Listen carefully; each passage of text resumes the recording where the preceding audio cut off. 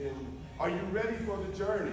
Yes. Are you ready for the journey? Yes. Well, let us begin.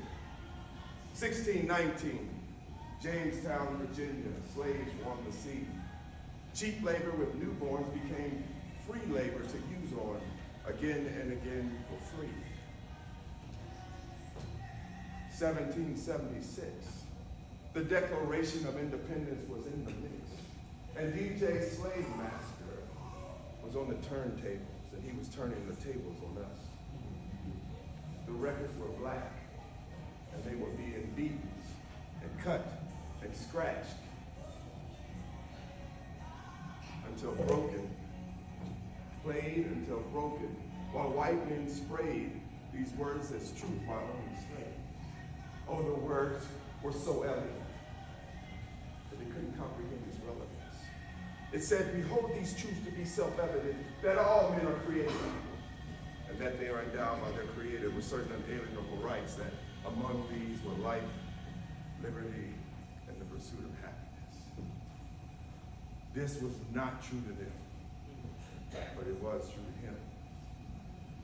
And unbeknownst to them, it was a premonition of what will be. You see, because in the end, God gets the victory. Amen. I said God gets the victory. Amen. 1863, the Emancipation Proclamation said that blacks were free. But the ink didn't dry before a gleam became more in the slave master's eye of the lie, and the whips and the shackles and the chains, they remained, they just changed the form. But that's okay. It's okay because now a light was turned on, and all we needed was a spark. And the fire became a flame. And we could see the truth about justice and democracy. You see, justice meant just not us. There was no justice for us, just interpretational flaws to the laws. As we fall and fail and fall, we were still 3/5 of a man. Our worth on the toe, a tempting hole of weights, a trap for our souls. And so we began to use our minds to find peaceful protest, unrest we extol. Martin Luther King let freedom ring, and the truth began to unroll. Malcolm X, his wisdom shining bold. Muhammad Ali resolute, he showed and told, I will show you how great I am and how great we are. He refused, and they refused to be pawns, standing tall. Now those are true stars.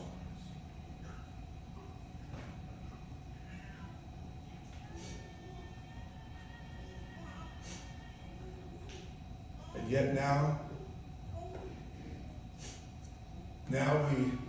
we have a piece of the American dream, although it seemed, but we didn't. It was a dream deferred. Langston Hughes gave us that word. Paul Laurence Dunbar gave us a mask. Frederick Douglass had the audacity of hope to ask, why am I a slave and why aren't I free? Harriet Tubman was working hard on the railroad so that you and me could have glory, much more than old glory. You see, before the flag is black history. So black history is American history. So when are we going to wake up and take up our voice and our power to vote?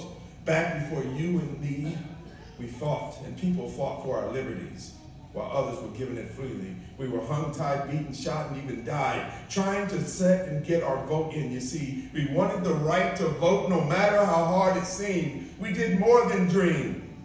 We knew it could give us change. We marched for it from day, to midnight hours, to men in white sheets burning crosses for fear, when we knew the cross full well, and it could cast out our fear.